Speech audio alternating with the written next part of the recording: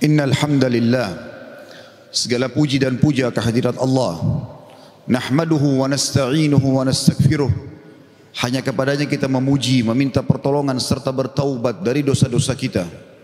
Wa na'udzu billahi min syururi anfusina, dan hanya kepada Allah pula kita meminta agar dijauhkan dari keburukan-keburukan diri kita.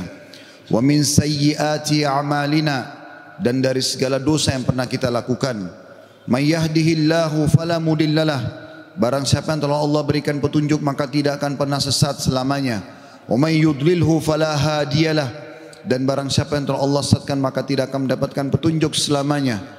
Asyhadu an la ilaha illallah wahdahu la syarikalah wa asyhadu anna Muhammadan abduhu wa rasuluh. Saya bersaksi tiada Tuhan yang berhak disembah kecuali Allah dan tidak ada sekutu bersamanya, dan Muhammad benar-benar hamba juga utusannya. Qala Allah Ta'ala, Allah mengingatkan dalam kitabnya, Ya ayyuhalladzina amanu taqullaha haqqa tuqatihi wa la tamutunna illa wa antum muslimun. Hai sekalian orang-orang yang beriman, bertakwalah, hanya patuh dan tunduklah kepada satu-satunya pencipta segala sesuatunya, baik di langit, di bumi, di kedalaman lautan, yaitu Allah. Sebenar-benar patuh dan tunduk, dan janganlah kalian meninggal dunia kecuali dalam keadaan Islam. Di ayat yang lain qala Allah Ta'ala, Ya ayuhan nasu taqu rabbakumul ladzi khalaqakum min nafsin wahidah wa khalaqa minha zawjaha wa batha minhuma rijalan katsiran wa nisaa wattaqullaha alladzi tasaaluna bihi wal arham innallaha kana 'alaikum raqiba. Hai sekalian manusia, bertakwalah, hanya tunduklah kepada Allah yang telah menciptakan kalian dari jiwa yang satu, yaitu Adam alaihissalam, dan menciptakan dari jiwa yang satu istrinya Hawa alaihissalam, dan telah banyak memberikan keturunan laki-laki juga perempuan dari keduanya. Sekali lagi, bertakwalah kepada Allah dan jagalah hubungan silaturahim. Sesungguhnya Allah senantiasa mengawasi kalian. Di ayat yang ketiga qala Allah Ta'ala, Ya ayyuhalladzina amanu taqullaha wa qulu qawlan sadida yuslih lakum a'malakum wa yaghfir lakum dhunubakum wa may yuti'illaha wa rasulahu faqad faza fawzan 'azima. Hai sekalian orang-orang yang beriman, sekali lagi patuh dan tunduklah kepada Allah, nikmati yang halal, kerjakan yang diperintahkan, tinggalkan yang dilarang, dan ucapkan kalimat yang benar, jujurlah. Niscaya dia akan memperbaiki amal-amal perbuatan kalian, mengampuni dosa-dosa kalian. Barang siapa yang mentaati Allah dan Rasulnya, dia telah mendapatkan kemenangan yang besar.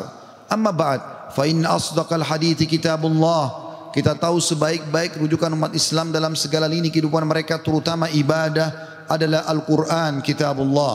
Wa khair hadiyu hadi Muhammadin sallallahu alaihi wa ala alihi wa sahbihi wa sallam. Dan petunjuk yang terbaik setelah Al-Quran adalah petunjuk Nabi besar Muhammad sallallahu alaihi wa ala alihi wa sahbihi wa sallam.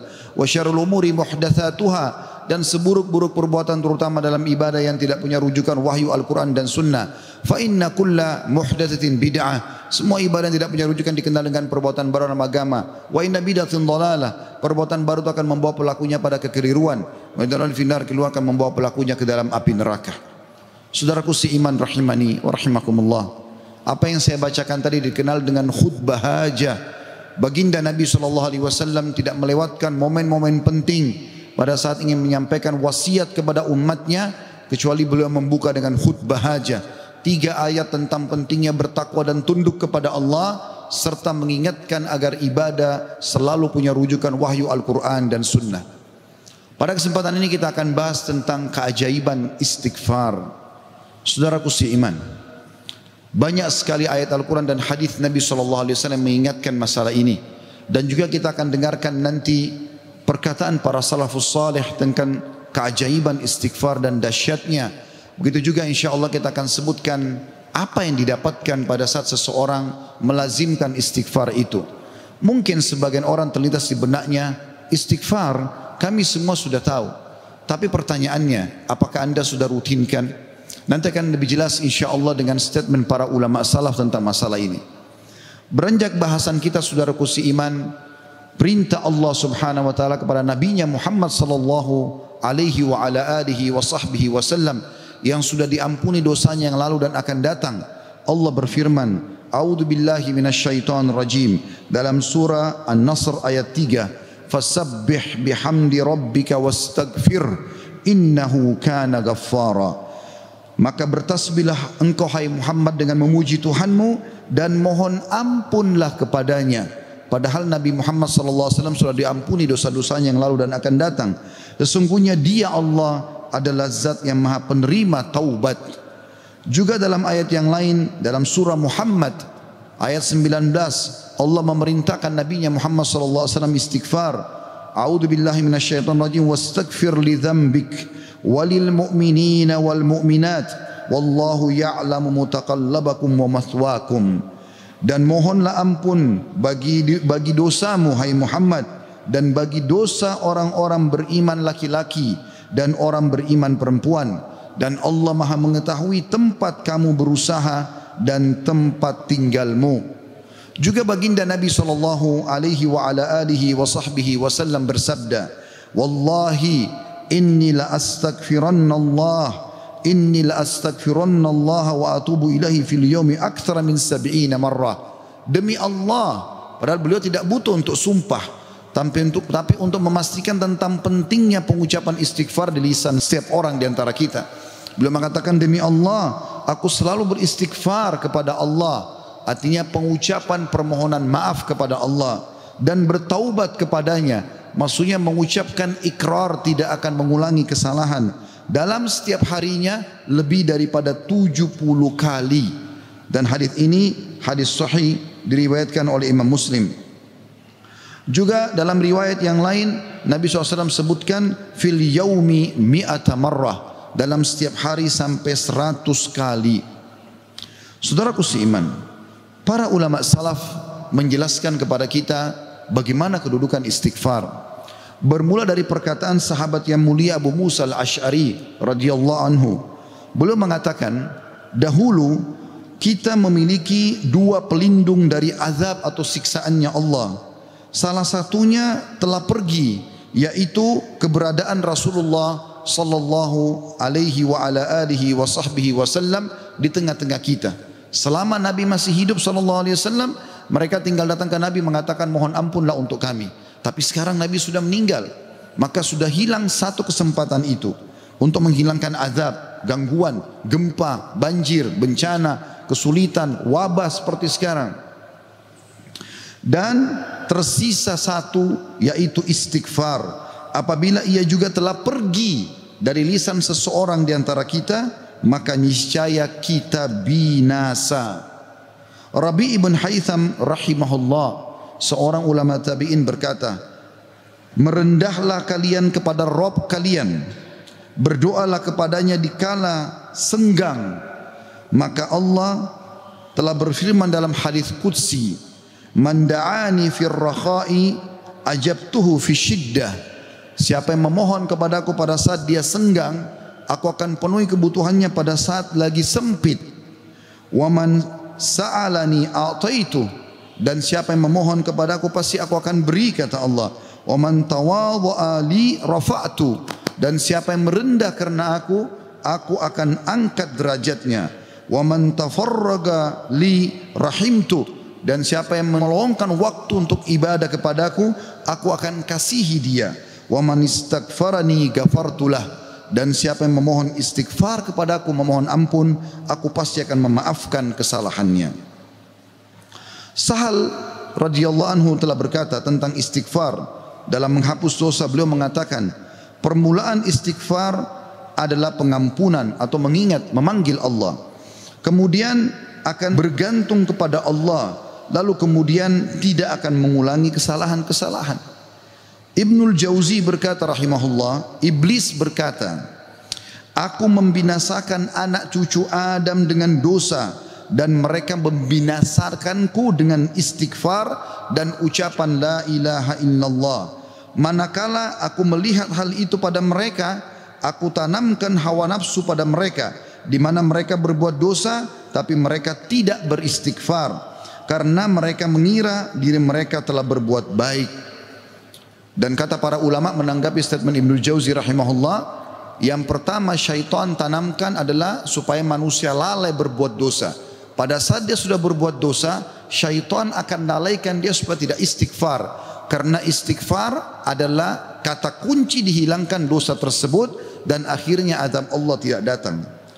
Qatadah rahimahullah berkata, Al-Quran menunjuki kalian penyakit dan juga obat sekaligus untuk menyembuhkan kalian. Penyakit kalian adalah dosa-dosa dan obat penyembuh kalian adalah istighfar. Permasalahan apapun akan selesai dengan istighfar. Andai saja sebuah wilayah disepakati dari pemimpinnya sampai masyarakatnya memasyarakatkan dan membudayakan istighfar di lisan mereka, di meja-meja makan mereka, di halaman rumah mereka, di meja-meja kerja mereka, di masjid mereka, di pasar mereka, demi Allah wahai saudaraku seiman, permasalahan di wilayah itu akan selesai semuanya dan rezeki akan terbuka seluas-luasnya. Anda akan dengarkan nanti kurang lebih 9 manfaat daripada istighfar itu sendiri. Ali radhiyallahu anhu berkata, sahabat Nabi yang mulia ini berkata, yang aneh adalah orang yang binasa padahal keselamatan ada bersamanya. Orang bisa kena gempa, banjir, penyakit kronis, kemiskinan, kesusahan hidup. Kata Ali radhiyallahu anhu, yang aneh adalah orang yang binasa padahal keselamatan ada bersamanya. Lalu beliau ditanya radhiyallahu anhu, apa keselamatan yang Anda maksudkan? Kata Ali radhiyallahu anhu, istighfar. Beliau juga berkata, tidaklah seorang hamba diilhami oleh Allah subhanahu wa ta'ala untuk beristighfar. Allah tidak mudahkan lisan Anda mengatakan astagfirullah. Itu saja, kata beliau, kecuali Allah memang berkehendak untuk menyelamatkannya atau tidak mengazabnya. Seseorang soleh juga berkata, hamba berada di antara dosa dan nikmat. Keduanya tidak akan menjadi baik kecuali mensyukuri nikmat dan istighfar dari dosa-dosa. Juga Luqman Al-Hakim yang terkenal, Allah namakan surah Luqman atas namanya. Dia berkata kepada putranya, wahai anakku, Allah memiliki beberapa waktu tidak ditolak orang untuk meminta pada waktu itu, seperti antara azan dan iqamah, seperti sepertiga malam, saat hujan turun dan seterusnya. Maka perbanyak istighfar pada saat itu. Beliau bukan menyuruh anaknya minta hajat, tapi disuruh beristighfar. Karena dengan istighfar ternyata hajat-hajat kita walaupun kita tidak minta dipenuhi oleh Sang Pencipta Allah Subhanahu wa taala. Ibunda mulia Aisyah radhiyallahu anha, Ummul Mukminin, berkata, tuba, kegembiraan, kebahagiaan bagi siapapun yang mendapatkan istighfar, tertulis indah banyak di buku amalnya. Abu Al-Minhal juga berkata rahimahullah, tidaklah seorang hamba didampingi di dalam kuburnya oleh pendamping yang lebih dicintai daripada istighfar yang dia ucapkan semasa hidupnya. Al-Hasan Basri berkata rahimahullah, perbanyak istighfar di rumah-rumah kalian, di meja-meja makan kalian, di jalan-jalan kalian, di pasar-pasar kalian, di majlis-majlis kalian, karena kalian tidak tahu kapan ampunan akan turun. Seorang Badui berkata, siapa yang ingin menjadi tetangga kami di tanah kami, hendaklah memperbanyak istighfar. Karena istighfar adalah awan tebal yang mengandung air atau hujan yang lebat, maksudnya rezeki. Andai saja kita fahami statement-statement saudaraku seiman, mungkin beranjak dari Pak Bupati hafizahullah, pemimpin wilayah Goa, semoga Allah jaga beliau, dan juga seluruh masyarakat Goa ini, apalagi kalau seluruh wilayah Indonesia bisa menanamkan ini, selalu saling berwasiat, pemimpin kepada masyarakat, masyarakat kepada seluruh tetangganya, setiap orang kepada keluarganya, ayo perbanyak istighfar. Setiap lagi diam, jangan cuma diam, astagfirullah wa atubu ilaih, itu saja. Berapa banyak orang, tadi saya dapat informasi masyarakat Goa kurang lebih kalau tidak salah 800.000. Kalau 800.000 orang anggap yang muslimnya misalnya 700.000 saja, semua beristighfar satu orang satu kali saja, ada 700.000 istighfar naik ke langit. Bukankah itu akan mendatangkan rezeki kepada kita? Bukankah itu pasti akan mengangkat wabah dan permasalahan yang kita hadapi? Demi Allah iya saudara. Jawabannya demi Allah iya. tinggal anda mau amalkan atau tidak. Juga Bakar bin Abdullah Al-Muzani rahimahullah berkata, kalian banyak berbuat dosa, maka perbanyaklah istighfar. Karena seseorang kalau menemukan istighfar dalam catatan amalnya, pada setiap jarak 2 baris buku amalnya hari kiamat, dia akan senang melihatnya. Ibnu Taimiyah berkata, ini statement terakhir dalam perkataan salafus salih. Saya akan masuk setelah itu keutamaan daripada istighfar itu sendiri sebagai penutup khutbah kita insyaallah. Ibnu Taimiyah berkata, fikiranku kadang-kadang terpaku kepada sebuah masalah yang sulit aku hadapi, enggak ada solusinya. Maka aku beristighfar kepada Allah 1000 kali. Astaghfirullah wa atubu ilaih, astaghfirullah wa atubu ilaih. Terus saya ucapkan 1000 kali sampai dadaku dilapangkan dan masalah yang sulit pun terpecahkan. Aku kadang berada di pasar, masjid atau sekolah, tapi hal itu tidak menghalangiku dari zikir dan istighfar sampai aku meraih apa yang aku inginkan. Istighfar teman-teman sekalian. Baik, kira-kira orang yang bertanya, apa yang saya dapatkan kalau saya beristighfar? Yang pertama, akan dicatatkan pahala buat anda sendiri. Karena istighfar ucapan yang tidak butuh energi banyak, hanya lisan dan bibir kita yang tergerakkan, ya, suara sedikit saja, tidak ada energi yang besar. Itu adalah ibadah yang besar pahalanya. Allah subhanahu wa ta'ala memerintahkan kita dan memerintahkan juga Nabinya Muhammad sallallahu alaihi wasallam untuk beristighfar kepadanya. Allah berfirman di dalam surah Mu'min ayat 55, A'udzu billahi minasyaitonir rajim, fasbir inna wa'dallahi haqqun wastaghfir li dzambik wastaghfir li dzambika wasabbih bihamdi rabbika bil ashi wal ibkar. Maka bersabarlah kamu hai Muhammad dan pengikutmu dalam melalui kehidupan dunia dengan segala macam cobaannya. Toh ada kehidupan akhirat yang akan abadi dengan nikmat. Karena sungguhnya janji Allah itu benar. Tidak ada kedustaan. Salat, puasa, zakat, bakti sama orang tua, bersedekah, zikir, doa, apa saja kerjakan, semua akan kau dapatkan hasilnya. Dan mohonlah ampunan untuk dosamu hai Muhammad, dan pengikutmu juga perintahkan mereka lakukan itu. Dan bertasbihlah seraya memuji Tuhanmu pada waktu pagi atau pada waktu petang dan juga pagi hari. Kemudian juga Allah mengatakan dalam surah Al-Muzammil ayat 20, a'udzubillahi minasyaitonir rajim, wastaghfirullah innallaha ghafurur rahim. Dan mohonlah selalu ampunan kepada Allah, istighfar. Sesungguhnya Allah Maha Pengampun lagi Maha Penyayang. Dan yang terakhir ayat Al-Qur'an adalah Al-Imran 133. Tentu ayat banyak sekali tapi saya singkatkan di sini karena khutbah Jumat. A'udzu billahi minasyaitonir rajim. Wasari'u ila magfiratin min rabbikum wa jannatin arduhas samawati wal ardu iddat lil muttaqin. Dan bersegeralah kamu kepada ampunan dari Tuhanmu dan kepada surga yang luasnya seluas langit dan bumi yang disediakan untuk orang-orang beriman. Yang kedua, saudaraku seiman, istighfar sebab utama datangnya rezeki. Allah menyebutkan dalam Al-Quran, ya, apa yang diucapkan oleh lisan nabinya yang mulia Nuh alaihissalam dalam surah Nuh ayat 10 sampai ayat 12. A'udzu billahi minasyaitonir rajim. Faqultu astaghfiru rabbakum innahu kana ghaffara yursilis samaa 'alaikum midrara wa yumditkum bi amwalin wa banina wa yaj'al lakum jannatin wa yaj'al lakum anhara.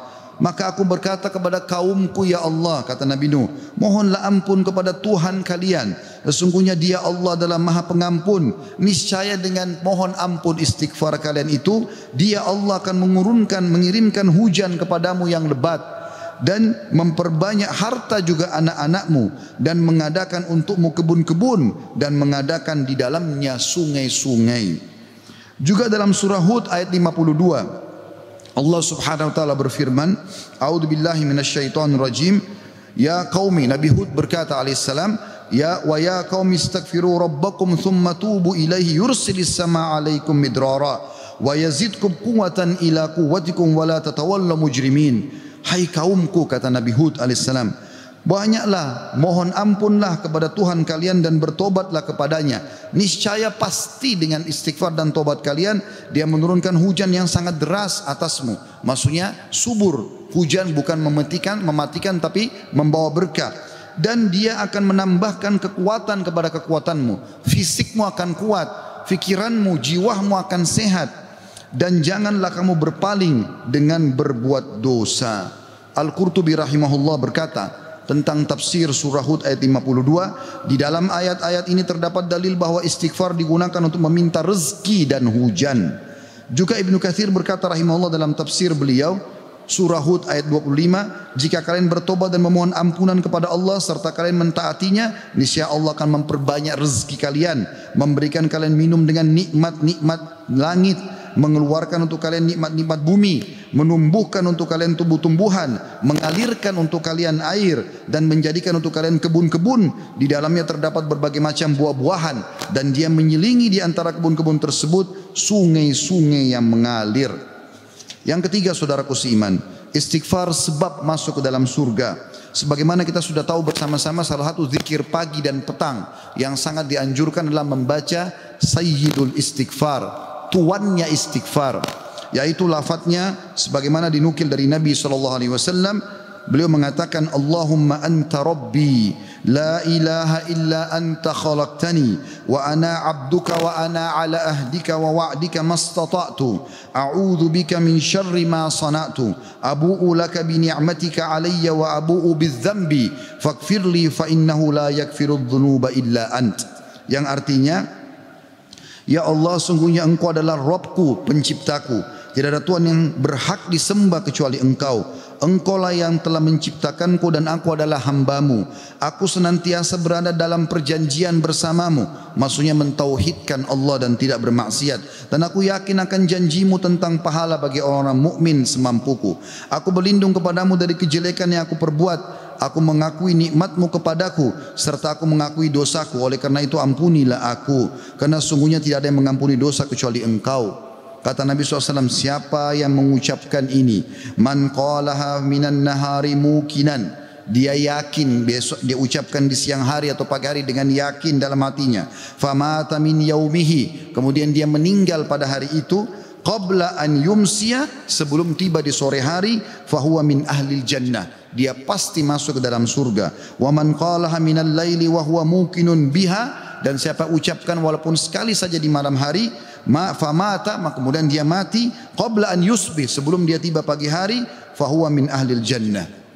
Yang keempat, istighfar adalah sebab dihapuskannya dosa. Mohon maaf kalau sedikit panjang, saya minta waktu sekitar beberapa menit lagi. Kata ada berkata radhiyallahu rahimahullah, sesungguhnya Al-Quran menunjuki kalian tentang penyakit dan penyembuhannya, yaitu dosa adalah penyakit dan penyembuhannya adalah istighfar. Allah berfirman, a'udzubillahi minasyaitonir rajim, dalam surah Al-Imran 135, walladzina idza fa'alu fahishatan aw zalamu anfusahum dzakarullaha fastaghfaru lidzunubihim wa man yaghfiru dzunuba illallah wa lam yusirru ala ma fa'alu hum ya'lamun. Dan juga orang-orang yang apabila mengerjakan perbuatan keji dan menganiaya diri mereka, kalau mereka buat dosa, maka mereka ingat kepada Allah lalu mereka memohon ampun terhadap dosa-dosa mereka, dan siapa lagi yang dapat mengampuni dosa selain Allah, dan mereka terus mereka tidak meneruskan perbuatan dosa itu sedang mereka mengetahuinya. Kemudian teman-teman sekalian, selanjutnya adalah yang kelima, istighfar mencegah hukuman dari Allah Subhanahu wa taala.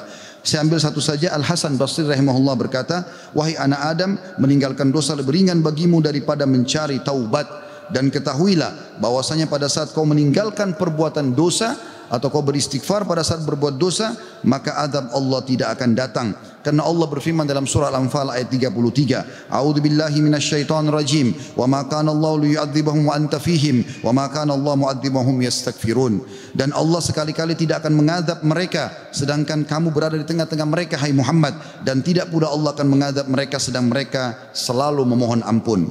Yang keenam, istighfar sebab diangkatnya derajat. Dalam sebuah hadis, ajarkan bab ini kepada anak anda. Dalam hadis riwayat Ahmad dengan sanad hasan, kata baginda Nabi SAW, Inna Allah Azza wa Jalla yarfa'ud darajati lil abdi salihi fil jannah, fayaqulu ya Rabbi anna li hadhihi, fayaqulu bi istighfari waladika lak. Sesungguhnya Allah yang maha suci dan maha tinggi mengangkat derajat seseorang hamba saleh di surga, sehingga dia bertanya, yang sudah mati diangkat derajatnya tinggi di surga. Hamba ini bingung, dia tidak pernah merasa berbuat amal yang bisa membawa dia ke derajat itu. Lalu dia bertanya, wahai Rabbku, dari mana nikmat ini hamba dapatkan? Maka kata Allah SWT, dari istighfar anakmu untukmu. Yang ketujuh, istighfar adalah sebab disucikan hati. Sebagaimana Nabi SAW bersabda, Innal mu'mina idha adzamba dzamban kanat nuqtatan sauda'u fi qalbihi.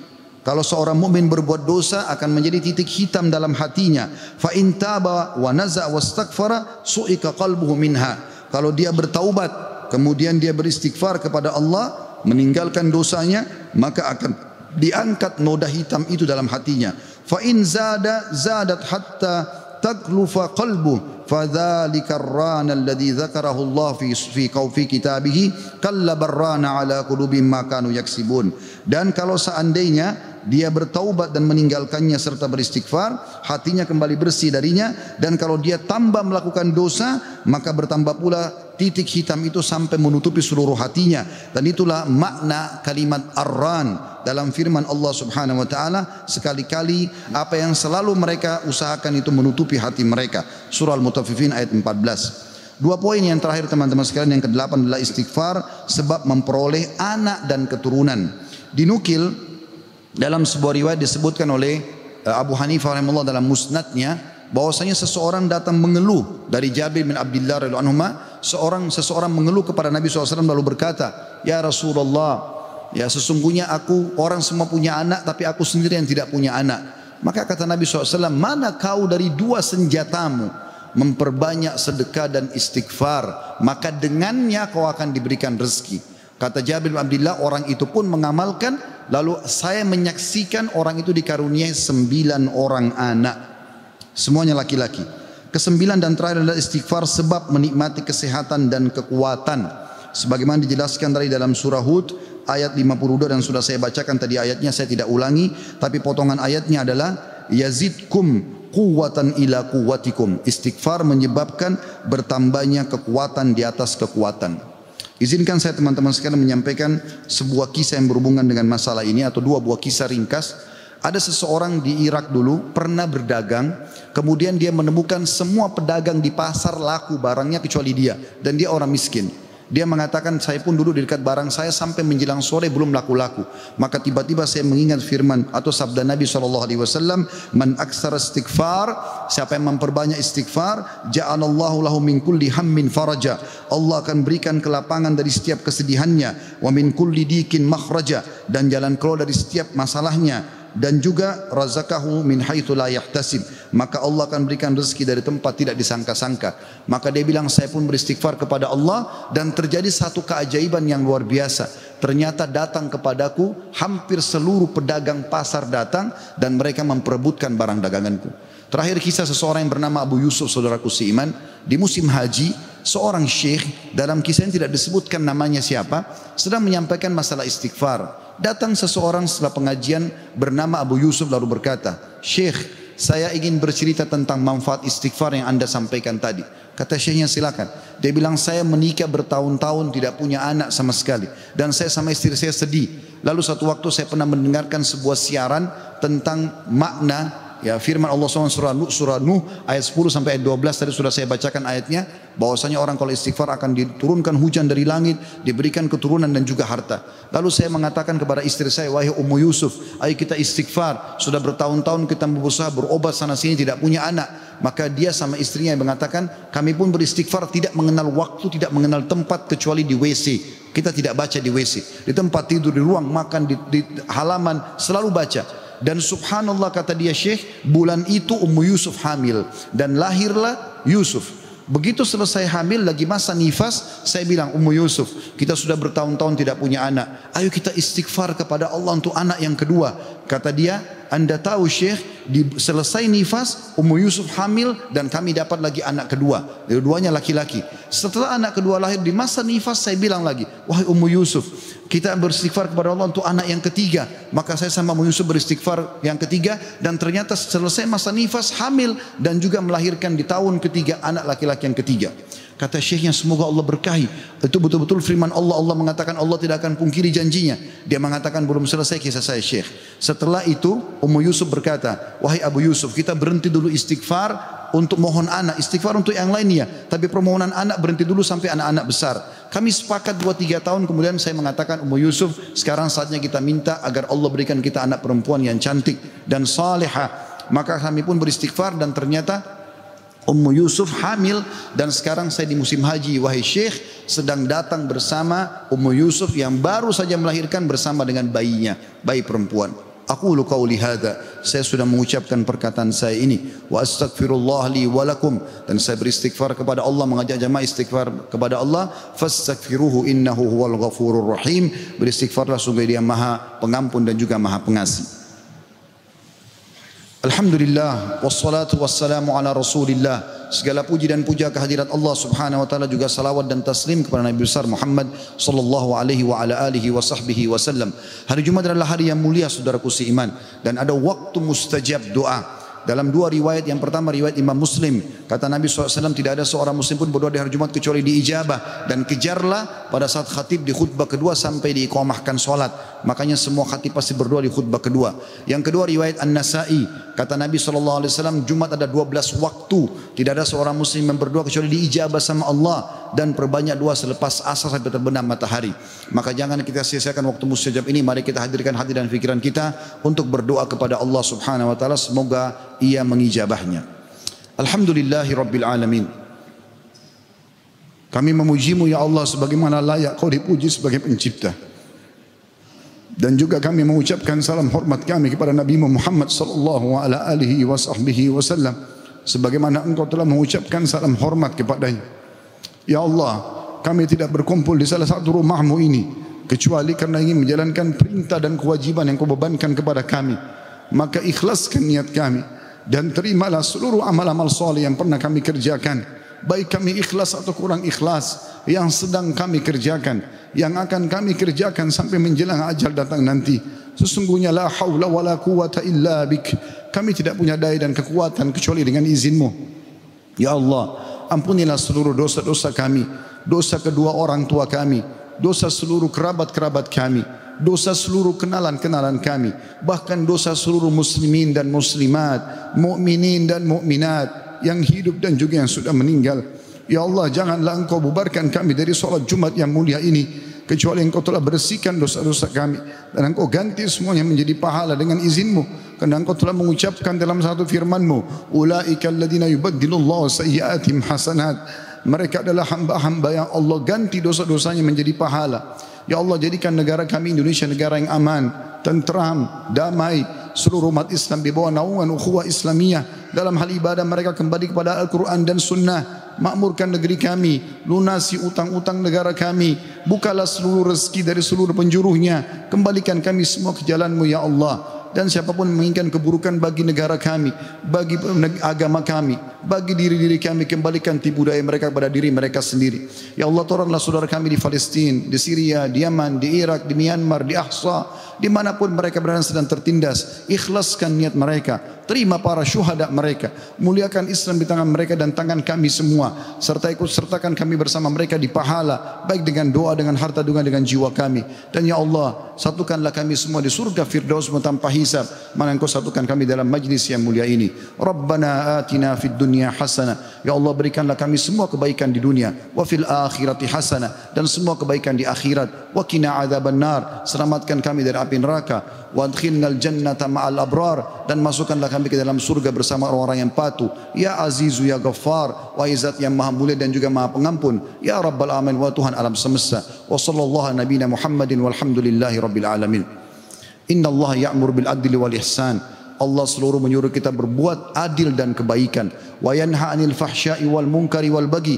Allah larang perbuatan keji, mungkar dan maksiat. Ya'idukum la'allakum tadhakkarun. Itu peringatan dari Allah, jadikanlah sebagai pegangan hidup kalian. Fadhkurullahal azima yadhkurkum. Ingat kepada Allah maka Allah akan ingat kepada kalian. Washkuru ala niyami yazidkum. Syukuri nikmatnya dia pasti akan tambah. Wala dzikrullahi akbar. Mengingat Allah adalah amalan yang paling besar. Wa aqimis shalah, dan dirikanlah salat.